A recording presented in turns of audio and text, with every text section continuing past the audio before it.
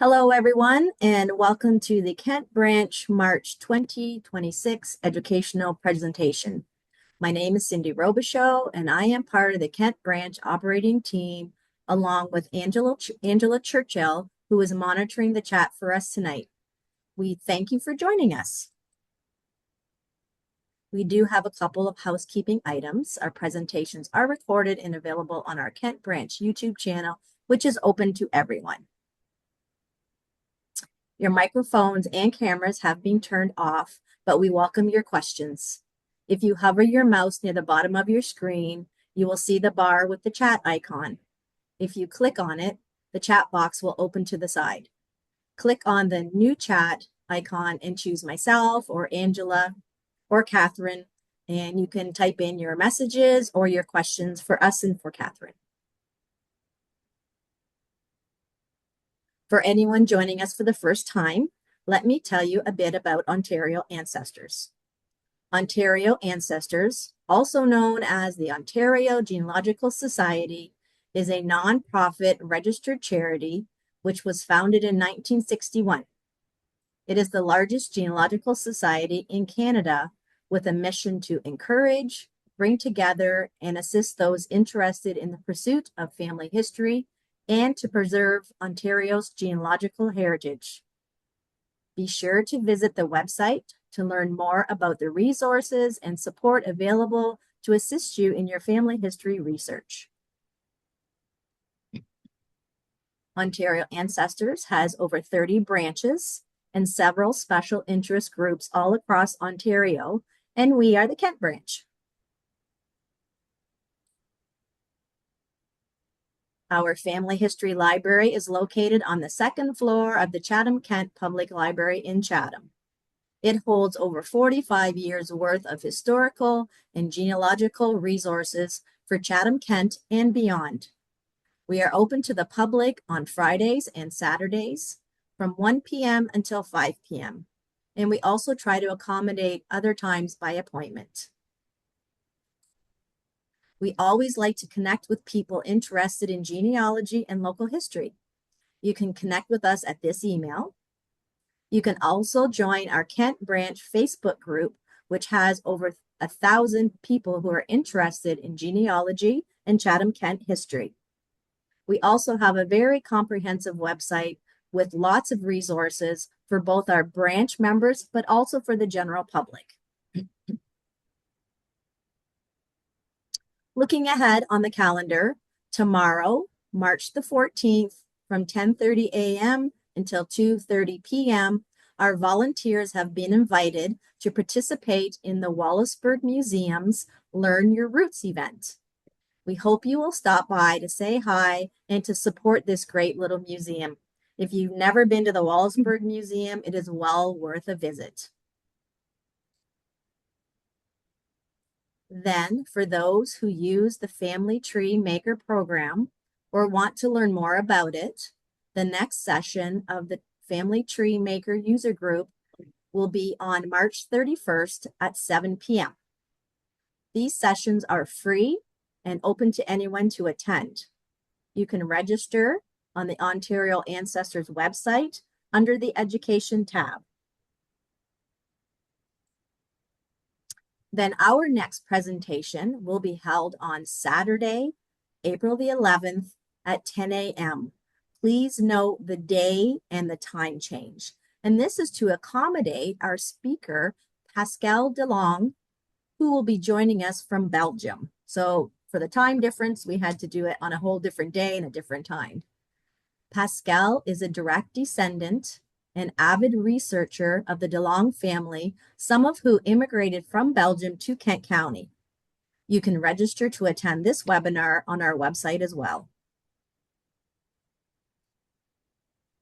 Now let's get to tonight's webinar.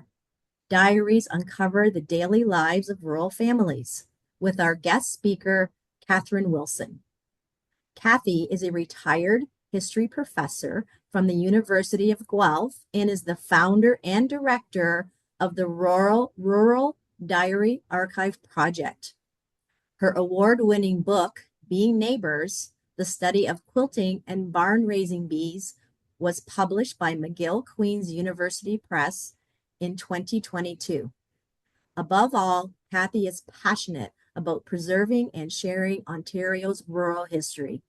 Kathy, welcome, and I'll turn it over to you now. Thanks, Cindy. I'll just get my slides up here.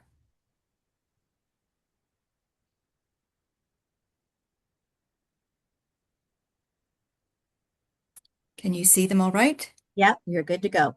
Great. Okay. Well, thank you very much, Cindy, for inviting me. I always love to share my enthusiasm about the Rural Diary Archive.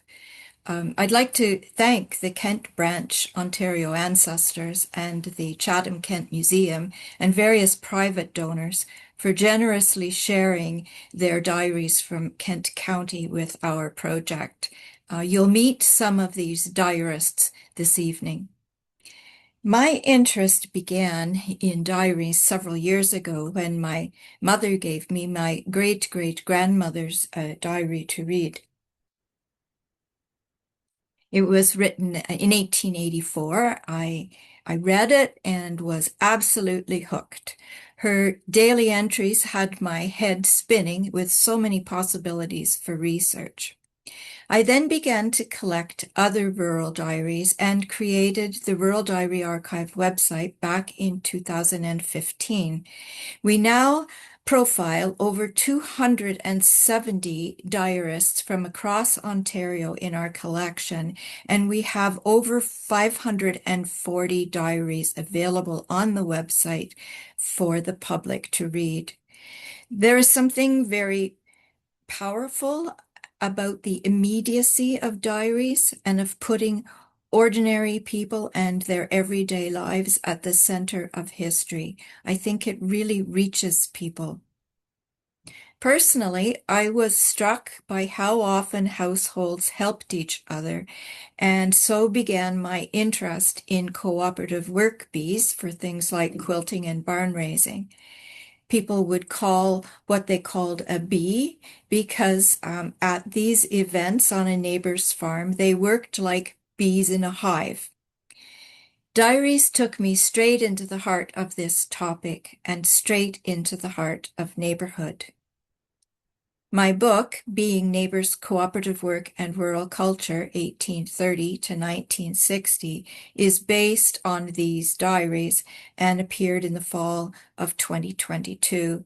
It was in doing the initial research for the book that I started the diary collection that then became the Rural Diary Archive website. The diaries in our collection start in the 1790s and go up to the 1930s. They're all digitized and available in full text for people to read, search, and transcribe for free on the Rural Diary Archive website. This is one of the donors who arrived with a suitcase full of diaries for our collection, so you can imagine how excited I was, and it wasn't long until we had all those diaries transcribed. We're a modest operation, and all of us are volunteers. We meet online every couple of months to share our findings and our enthusiasm for history, and we always welcome newcomers. So if any of you have your appetite whetted for this kind of thing tonight, please feel free to contact me. I locate the diaries, or people come forward with them and offer to donate them, and then I assess them for our collection. Then the donor will provide a digital copy of the diary, and I upload it to the website where volunteers transcribe the pages of their choice. So, picture yourself in your fuzzy slippers on a Sunday morning, escaping into the past and enjoying reading these diaries. When a diary is completely transcribed, it is then reviewed by our volunteer proofreaders, and then it's permanently housed in the secure digital collection at the University of Guelph. The website makes these underutilized diaries that are scattered across various archives and private collections, and it makes them accessible to all. I think it's particularly timely too, because some of these old artifacts are getting quite fragile. Young people today don't know how to read and write cursive script. And so, what's going to happen to history in the future? And really, to transcribe these diaries makes it so much easier to work with them. The project, therefore, is increasing people's interest in these sources, and it's also inspiring new scholarship amongst a younger generation. The website features a diverse range of rural lifestyles and experiences. Naturally, a lot of our diaries are written by farm folk, but not all of them. Even amongst the farming population, we have variety. There are some farmers that focus on agroforestry. Some are tobacco farmers. Some do a lot of trapping and fishing. Some are dairy farmers, but most, I would say, are what you'd call mixed farmers in that they're growing a variety of crops and livestock. And it's not all um, farmers either. We have a variety of professionals, teachers, merchants, etc. And from Kent County, for example, we've got the Reverend Eben Muir Rice and his diaries written in the 1860s and 70s. Now, he and his wife moved to Bothwell in 1866, so sort of the middle of his diary, and he presents a very detailed and entertaining version of the growth of the Baptist church there during that time, but also the town of Bothwell during its extraordinary oil boom in the 1860s. We also have craftsmen. So we have a carriage maker, a tanner, a cheese maker, a gravestone carver, and for Kent County, we have a cooper. Here we have David McMacken's diary written in 1896, and he was in Highgate, Orford Township, Kent County. Um, the diary is about his business, and his son Walter had a diary as well, and he worked for a while in the cooperage as well. David's diary is quite interesting because you do learn about his business.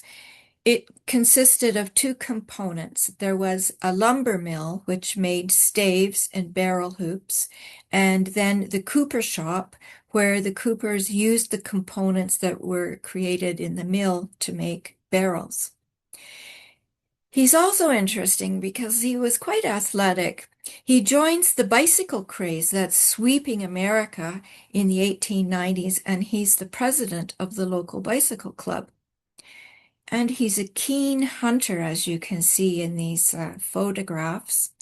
In 1908, he was a member of the Canadian Claybird team that won the silver medal at the Olympics in London. Wow. The website features lots of different ages too, ranging from a little boy who writes a diary to teenage girls with their locked pocket diaries that wax romantic about dates and dances, to old men and women. We also have people of different racial, ethnic, and religious backgrounds. We have two families from North Buxton who are Black farmers, and we have transcribed their diaries. So we have Garrison Shadd's diary. He's the son of Abraham Doris Shadd, the famed abolitionist and conductor of the Underground Railroad, and his sons are featured there in the bottom left-hand corner. And we've also transcribed the diaries of William Shreve. He's the grandson of Abraham Doris Shadd, and his children attended SS number 13, the mixed race school. So both very interesting diaries. We also have diarists of different classes. So we have a handful of gentlemen farmers, and we have a handful of people who were farm laborers or domestic servants. Most, I would say, fall somewhere in between. Some are very literate and write in full sentences and use good spelling, and others are not. For example, John Quinn of Eastern Ontario, you'll find in his diary phrases like, ain't nothing a doin'. So now transcribers are not to correct the grammar and spelling and punctuation. They're to type out exactly what they see. And this is very important. First of all, I think it's just so interesting that in a phrase like that, we can hear his vernacular way of speaking and expressing himself. We also, though, have an international collaboration that involves the University of Bergamo, Italy. And there is a linguistic scholar who's using our diaries to study the everyday use of English. And she simply loves them because they are so informal and unintentional. She finds them just so extremely useful for her research. There is something for everyone, really. Even the diaries that I have thought were a little on the dull side and have hesitated to put up have proven useful to others. Young people, my students, for example, have learned how to read and transcribe cursive script. And in the process of transcribing the old diaries, they've learned a lot about rural life and they've learned 19th century vocabulary, and then they find jobs in museums and archives. We've also had some very creative people take the diaries and make radio shows out of them or mini documentaries. And if you're interested in these, you can find them, you can listen or listen to them on our website. Scholars have also been researching the diaries for topics like hay as a local commodity, or the impact of a religious conversion, or the mental health of immigrants, just to name a few of the topics. And then there are those weather reports that you transcribe every day and can be pretty annoying after a while, but they're really useful to historical climatologists who find them quite interesting. And genealogists and local historians love the diaries and what they can provide. They mention so many people. Now, on occasion, somebody will get really lucky and find that their great-great-grandfather is on the website.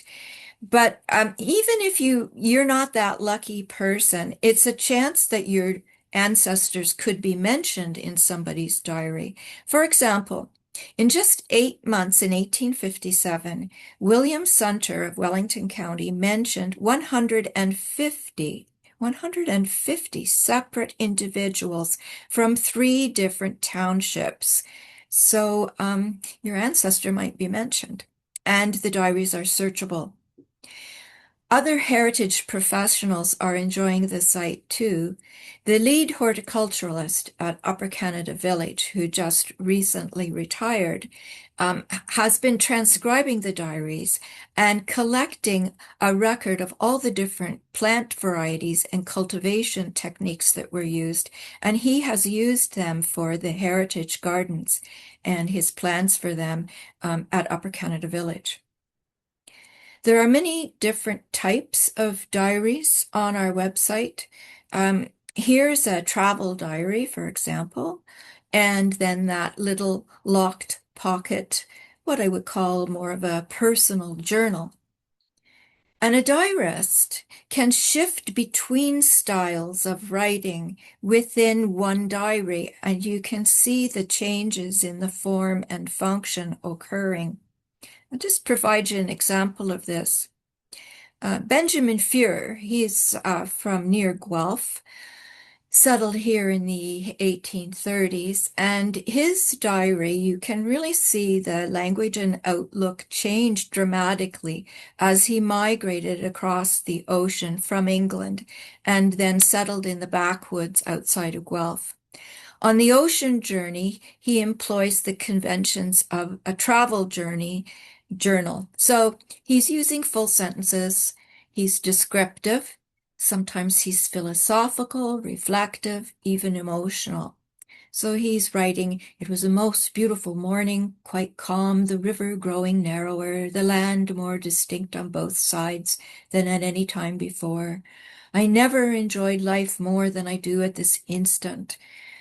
So, it's quite pleasant read. But then when he arrives in Aramosa Township and starts to farm, he reverts to the terse non-sentences of what we call an account diary. And here you'll see an example at the bottom of the page. His emphasis is on the action word. So planting potatoes, riving nails, splitting rails, etc. A decade later, in the 1840s, we have a travel diary written by John Mountford. Now, he would eventually settle in Kent County near Shrewsbury. However, the diary just covers his journey, but it's well worth a read. It's short and it's sweet and it's transcribed. In the diary, he travels from London, England, to Kingston. And on the way, he writes about feeling seasick and seeing icebergs and whales and partaking in wine and dancing to fiddle music on the deck of the ship. He also mentions one very sad event where a little boy of 4.5 years of age dies of convulsions and then is committed to the deep at 4 p.m. The rural diaries generally fall into the category of an account diary. Rural diarists rarely kept highly private or introspective diaries, except for the teenagers, and then you do find some personal things there. Rather, most of the diarists look outward, recording the activities of the day and their household and the community. They write about the work they do, things produced, sold, or purchased. They mention visitors and deaths and marriages. And so really they are wonderful for understanding an extended family, the neighborhood, and the community. There's rarely anything very personal or emotional, in part because these diaries were for family consumption. I think a lot of them probably were in the kitchen where they could be consulted on a regular basis. Sometimes several family members made entries in them. For example, Garrison Shad here. Garrison starts his diary, but he very quickly then turns it over to each one of his sons, who take turns looking after the diary as a way to learn how to keep records. So, for example, William is the first to do it, and he writes for over a year, I believe, and then formally indicates that he's ending the diary, and another brother in line then takes over and practices the skill. Most diaries then on our website were generally multi-purpose and they were semi-public. There are obvious restrictions or limitations, shall I say, to using diaries as sources. They're constructions, like a lot of other sources, and authors engaged in self-censorship. They don't write about everything. In fact, they don't talk about the very most mundane things. For example, washing dishes or sweeping the floor, feeding the calves. They don't mention those things. They often don't keep consistent measurements or write regularly. And then there's the issue of like, how do you interpret this blank space in Samuel Johnson's diary? Was he too busy that day to write, or did he have nothing to say? There can be a frustrating absence of detail and explanation and context and emotion. And legibility can be an issue too. You can see how valuable a transcription is for James Cameron's diary from Glengarry County. These diary pages are literally moldy at the edges and crumbling away. What people chose to write about is also quite different, and is influenced by their gender, age, and personality, along with other factors.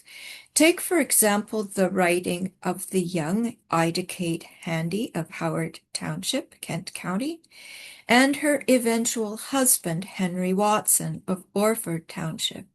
Both these diaries are very different in their feel. Ida Kate is just 20 when she's writing her diary, and she's unmarried yet. It's really a delight to read this diary. During the maple syrup season, so, this time many years ago, she reports gaining weight after a few weeks of eating what she calls warm sugar and wax. I think she probably is referring to taffy when she says wax. She records the activities of her brothers and sisters and delights in them. And she also enjoys the admiration of a suitor called Anson, who sends her poetry expressing his love. 8 years later, Ida Kate marries her sister's widowed husband, William Henry Watson. Now, he is at the time 16 years older than Ida, and he has 3 children from his previous marriage. Ida had helped nurse her dying sister. Henry is a merchant and a postmaster in Bothwell, and he's the editor of the Highgate Monitor. He also is keenly interested in local history, and he contributes to the book The County of Kent and authors pioneer sketches of Kent and Elgin County. Now, one would hope, at least I hoped, to find out a little bit more about Ida's life as a wife and mother through Henry's diaries. But Henry's diary is quite different in tone and purpose from the much younger Ida's, and we don't actually learn very much about Ida in it. His diary opens with a rather severe couple of statements against dancing and women who bicker. You can read them here. And I'd say his diary is less of a daily account and much more a place where he occasionally writes and releases his feelings following the death of his first wife, and then moving on from there. Having worked with hundreds of diaries, I feel that account diaries are quite reliable compared to other types of evidence. The writer wanted an accurate account so that they could keep track of favors owing and have a reference if disagreements arose. And they also wanted to track their progress through, for example, agricultural production. Other family members would read the diaries, which could guard against inaccuracies, and the diaries were allowed to be used as evidence in a court of law. So let's look at some of the account diaries from Kent County. The first one here is that of Henry Snary. Now, isn't that a wonderful portrait of him? When I first looked at that, I wondered what a strange scarf he had, and then I realized that that is a chin strap beard. And in the 1850s, that was the height of fashion. Another image that I have of him shows Henry about the same age with his brothers, and they all have these chin strap beards. It would seem that Henry kept his for longer than most, because we see him at a much older age in this photograph with some of his sons.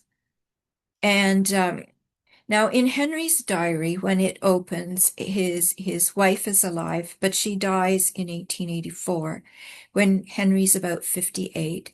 And he stops keeping a diary for a while, which says a lot.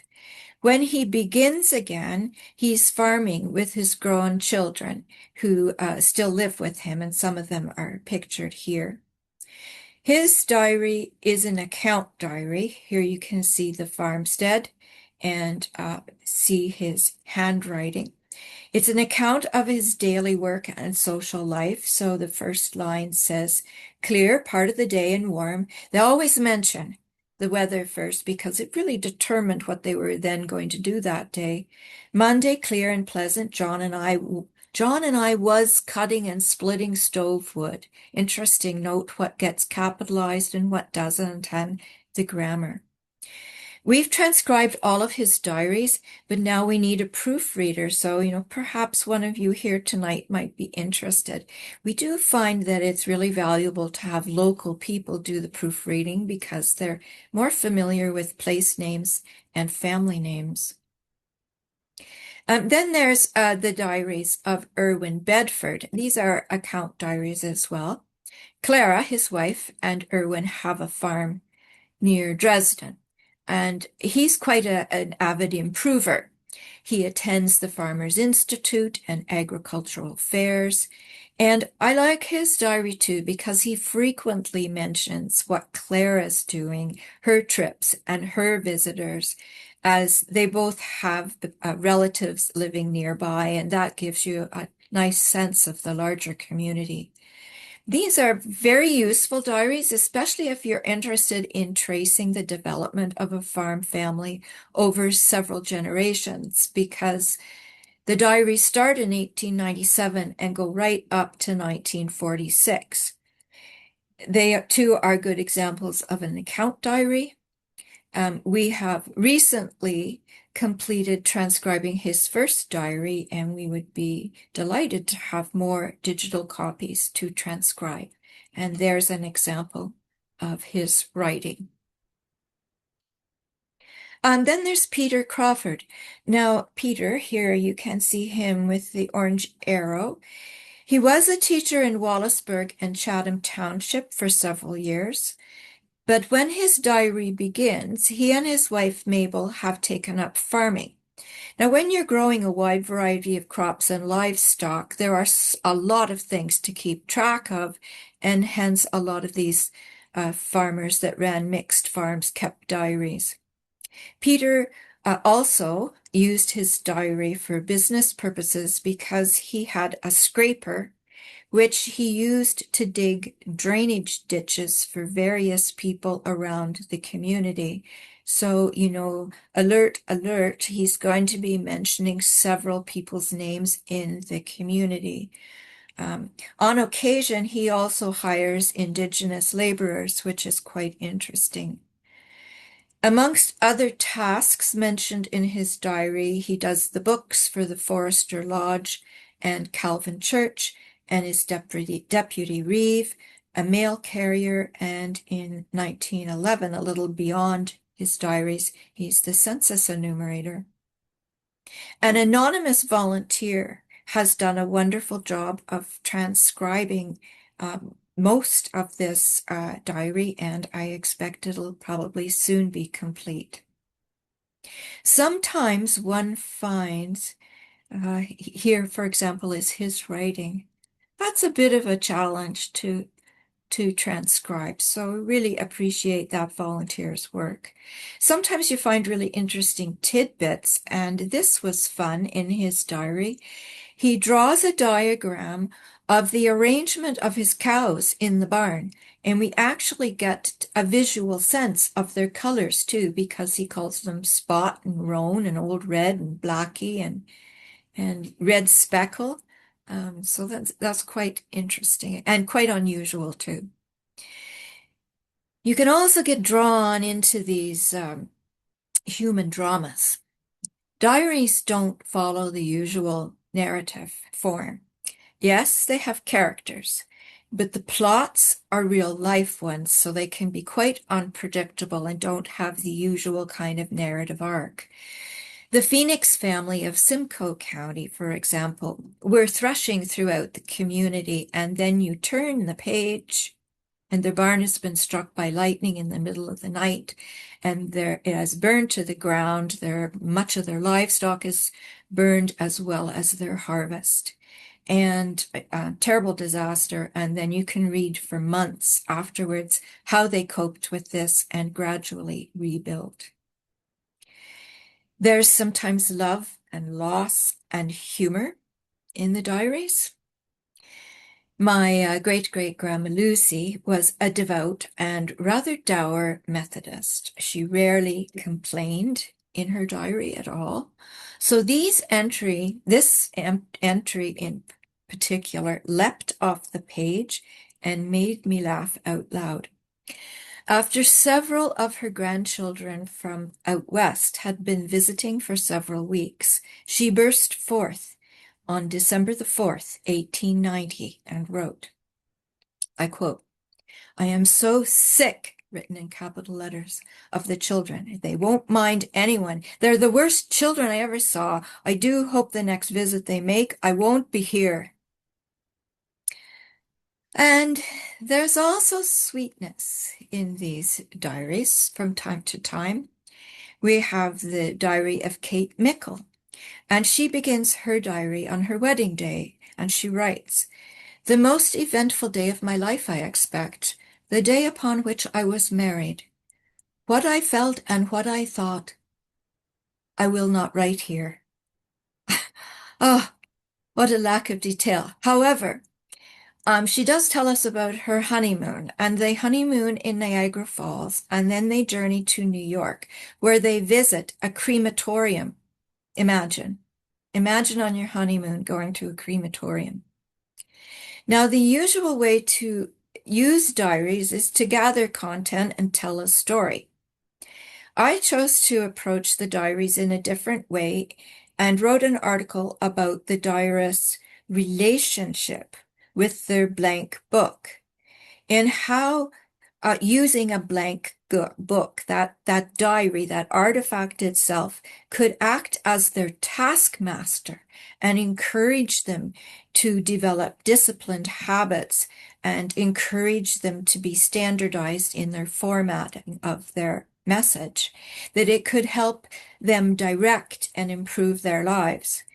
For example, Arthur Schultz up in Huron County was a cigar maker near Goderich, and he traveled around distributing his cigars to various hotels. He always ended his entries with a single word like temperate, moderate, or immoderate. And at first I thought he was referring to the weather, but it soon became clear that he was evaluating his alcohol content for that day. He was using his diary to try to modify his behavior. Besides being a taskmaster, the diary could be the diarist's servant. Um, too, as because they would often modify its printed pages to suit their own purposes and use the blank pages for self-expression and even creativity. Some of them drew pictures on their diary pages, for example. Now, here, my great-great-grandma Lucy, she ignored the printed money columns created by the publisher, who probably expected that the diary would be purchased by an urban businessman, and she provided her own form of accounting, her children's births and marriages, which is really great stuff for a genealogist. Diaries have the power to bring nuance to a topic, to open up new topics for study, and to show how people navigated change. And my book provides several examples of this. And in my book, I used the diaries in a variety of different ways. One was that I used over 100 diarists, so there were many authors that I used, which taken together created a kind of collective text that shed light on the inner life of these rural neighborhoods.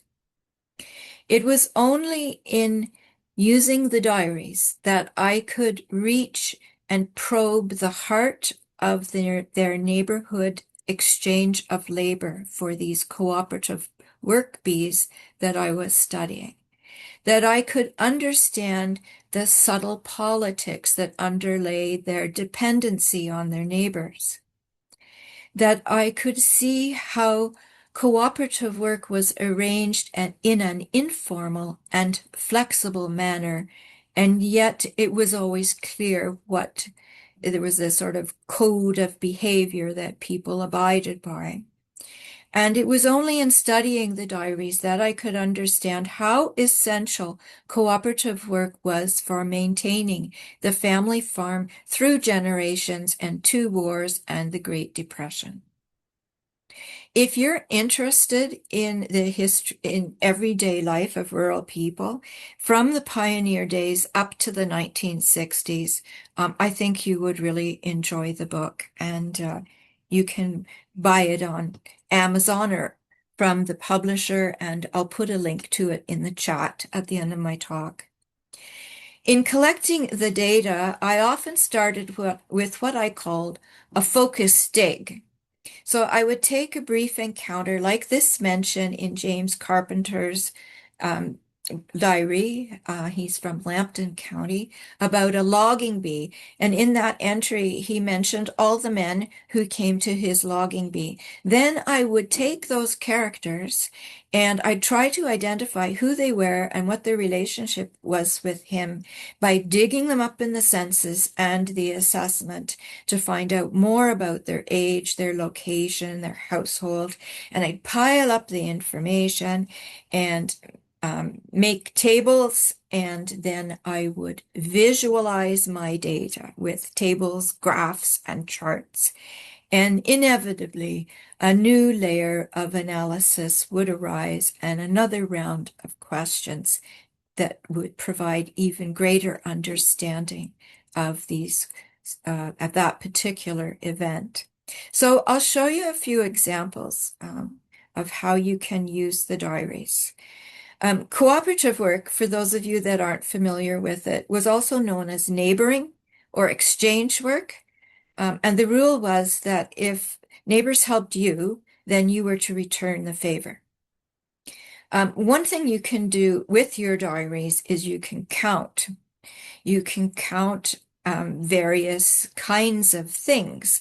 So I, for example, counted the number and type of bees that the Crawford household attended over quite a long period of time, over 20 years.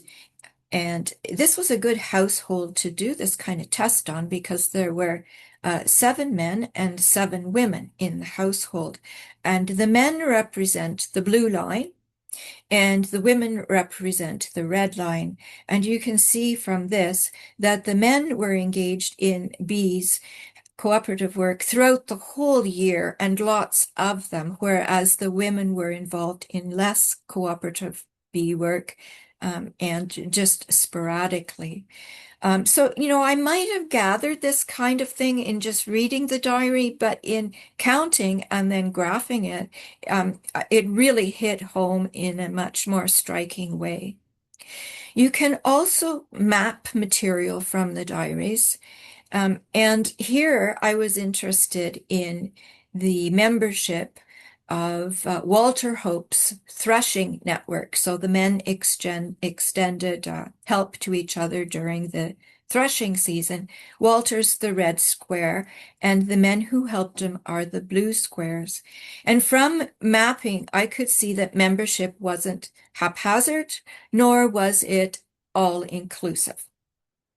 Walter Hope had people come to his bee who were literally geographically close. They were close enough that they could easily transport horses and machinery to his farm to work.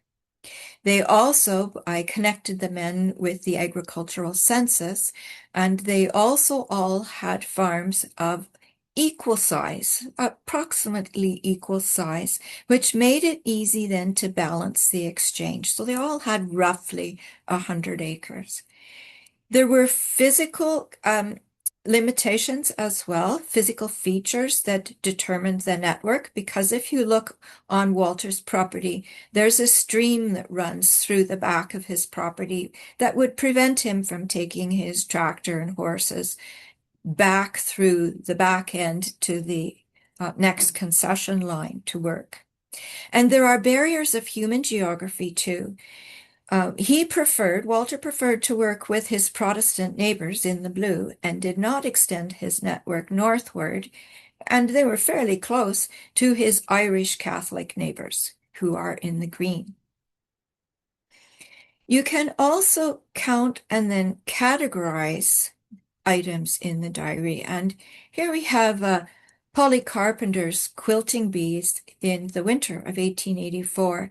And I wanted to know the intensity of the relationship between Polly and the women that she invited to two of her quilting bees.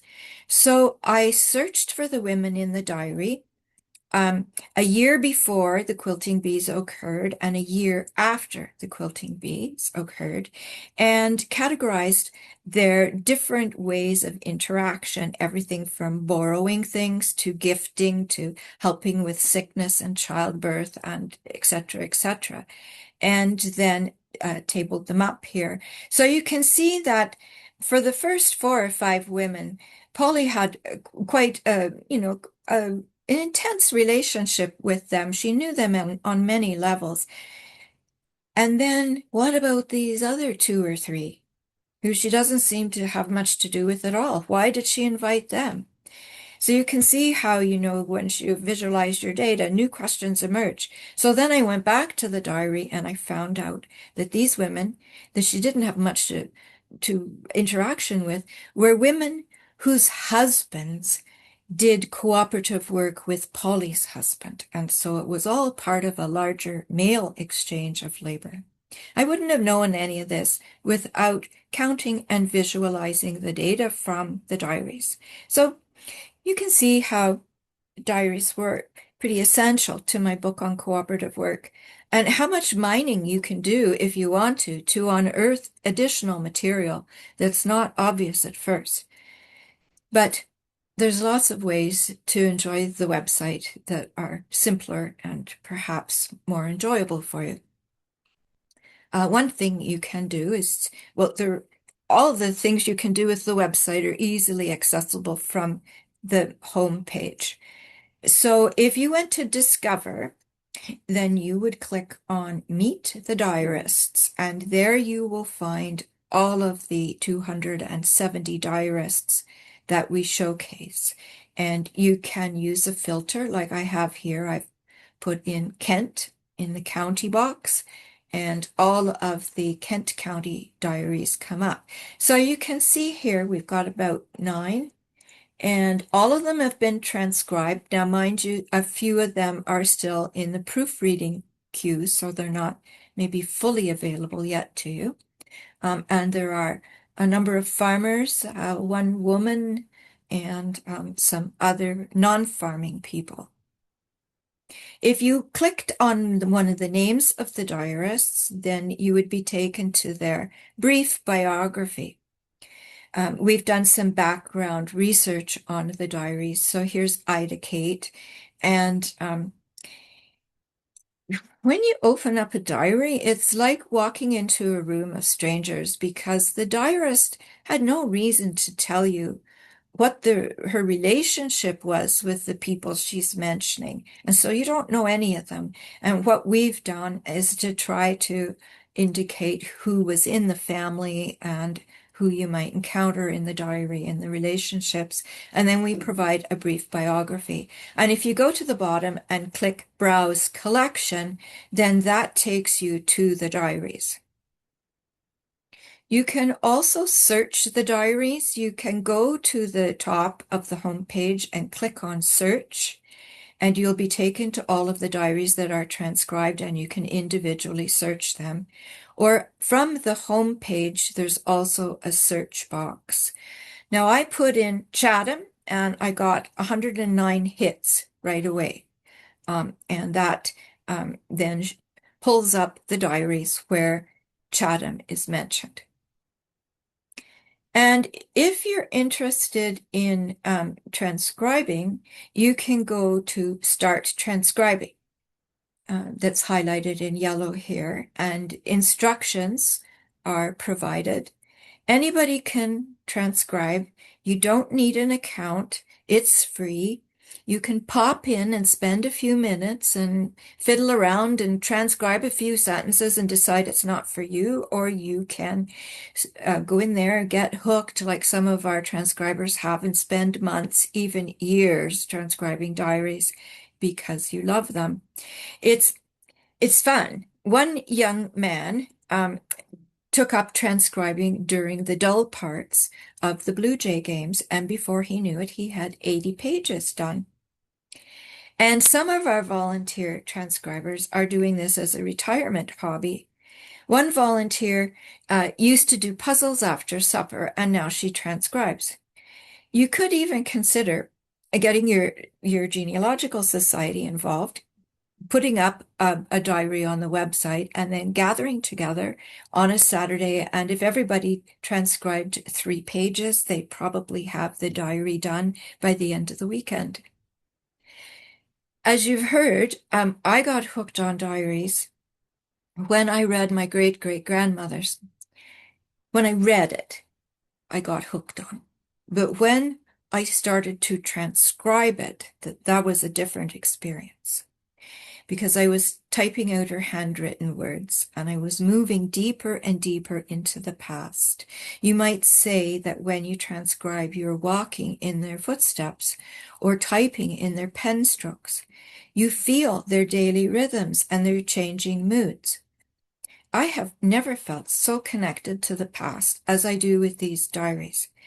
It's really a wonderful way to time travel and experience history close up and also be contributing to something bigger at the same time. When a descendant of the diarist William Sunter of Wellington County found his diary online, she immediately emailed me from the United States. And she said, I just discovered my great-great-grandfather's diary. For a family historian, it doesn't get any better than this. I got to know him and liked spending time with him. When she and others transcribed William Sunter's diary, they would click on the page of their choice, and this is what they would see.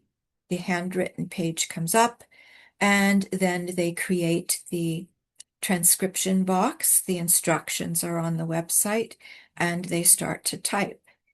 Now, the first time you do this, it'll take several minutes because you're getting used to it and you're following the instructions.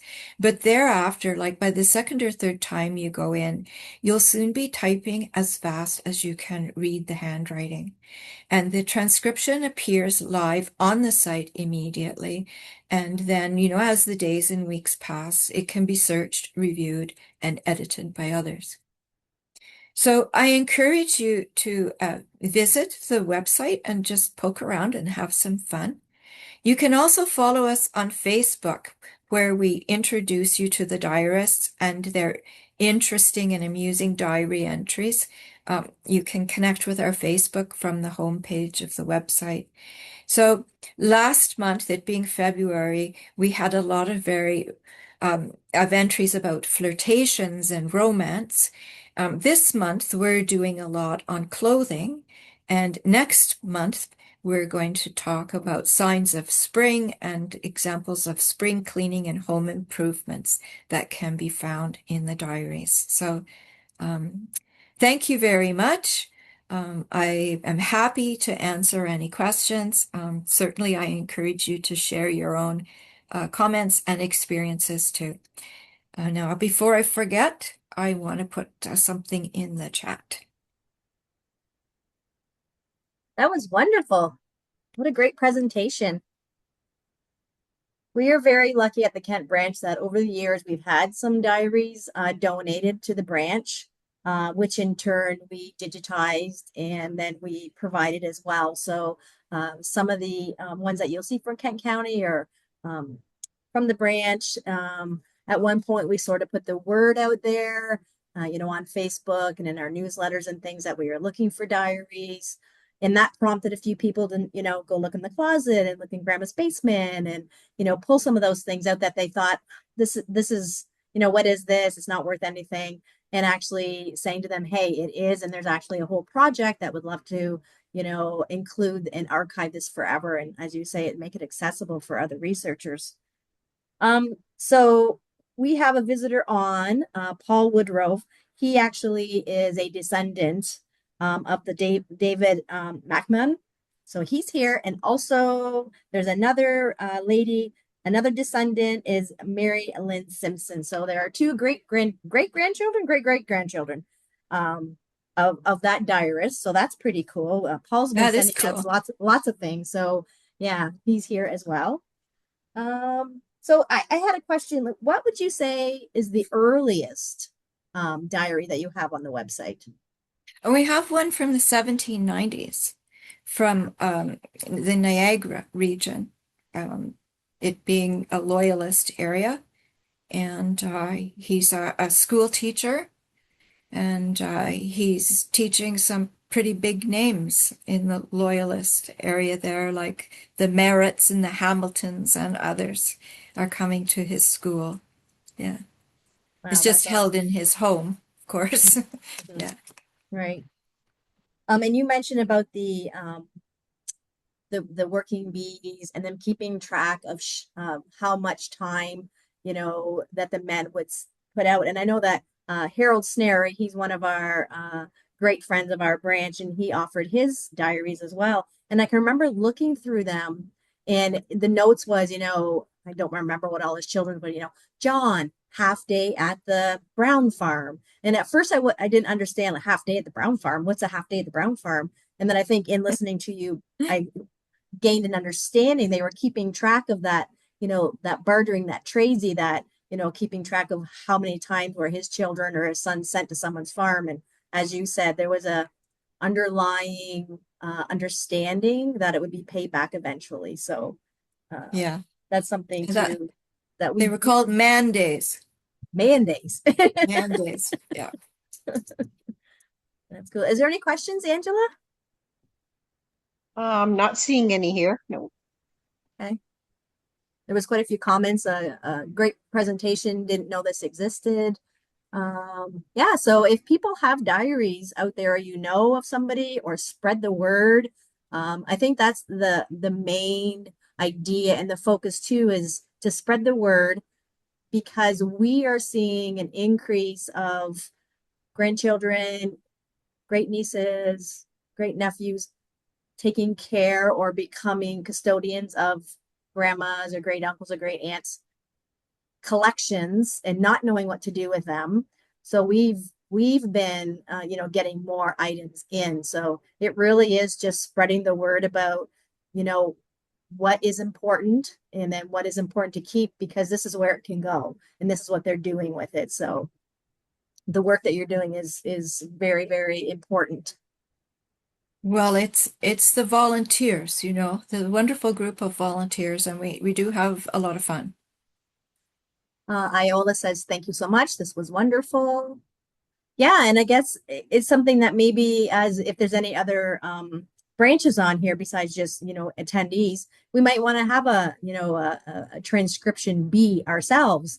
And as you say, put one up and go find a page or so, and then get a group together. It's a good way to pass. We're still not into spring yet, and there's still some nasty weather coming. So maybe this might be a good way to pass some time, is to hop on the website and do a couple pages and see what you think. And more Yeah, hands, light work. that last slide that I showed, that was we held a transcribathon. So people came Ah, and transcribed, and yeah, and yeah, that's a it lot of was fun. fun. Yeah, that It would was be a fun. lot of fun. That would be Uh, great. I have one question here. What was the youngest diarist? Oh, I can't just pull his name out of a hat because we have so many diarists now. But he would have been like 10 or 11 years of age. And it was a most interesting diary because his mother had tuberculosis and she was in a sanatorium. She had been removed from the home. And this little boy, he was keeping up the correspondence with the family, with the aunties and others regarding the progress of his mother's condition. And so, one entry, he'll be the typical little boy and he'll be talking about skinning his knee and being in a squabble at school, wrecking his new pants. And then the next, he's being very mature and taking on this responsibility. And it's just a fascinating diary. And it's so rare and unusual to see life through a child's eyes in that time period. I mean, most of what we know about the history of childhood is written from documents of the time period written by adults, not children. Mhm. So it's pretty precious, that diary. And is that on the website that people could read? Yes. Yeah. Great. Now you have my interest. Yeah. That's wonderful. Someone else, sorry, has a diary from their grandfather-in-law traveling from Scotland to Prince Edward Island. Would that be something you would be interested in? Possibly. I can tell you what our collection policy is because like every archive or museum, there's a sort of policy. We collect diarists that are Ontario. The topic has to be Ontario, and generally before 1930 for privacy reasons. Right. Any diaries we have on the website that are after that, we've been given permission by the family, but I hesitate to put them up. So that person, could they possibly email you directly? And Yes, if certainly. you, Yes. if it doesn't Yeah. fit your And they, criteria, maybe you could send them yeah, on to someplace else. that's right. And the third aspect is they need to be rural. They don't have to be farming, but, and I use the rather arbitrary number of a urban place of 2,000 people or less, because I see that as most likely being a service center for the surrounding hinterland. Right. Okay. No big city folks, No big city folks, no. unless they were going out to the country or they were There's enough visiting the written country. about them anyway. Right. You want to keep the rural going. So, okay. Any more, Angela? Nope, that's all I see. Okay. Well, thank you for joining us. Thank you. That was wonderful. Yeah, and the website is amazing. If people haven't even just gone to the website and had to browse around and see the different diarists and the different counties that they're from and the different styles that there are, it's well worth it up to pass some time and to look around and browse around. And you never know, it might get you hooked. Well, thanks, Cindy, for that plug. And now I did put up my contact information and the website address. Did that make it out to everybody? Yes. Yeah. Okay. I Thank see you. it here in the everyone. Hopefully everyone has it. Or they can just Google the website as well. So Yep. rural diaries. But all right, well, we won't keep you any longer on a Friday night. And thanks again for joining us. We will see everybody hopefully in April. Just remember it's on the Saturday instead of on the Friday night. And we'll let everyone enjoy the rest of their evening. So thank you very much. And we will see you next month. And thanks again, Kathy. Thanks, Cindy. Bye bye, Okay. everyone. Bye.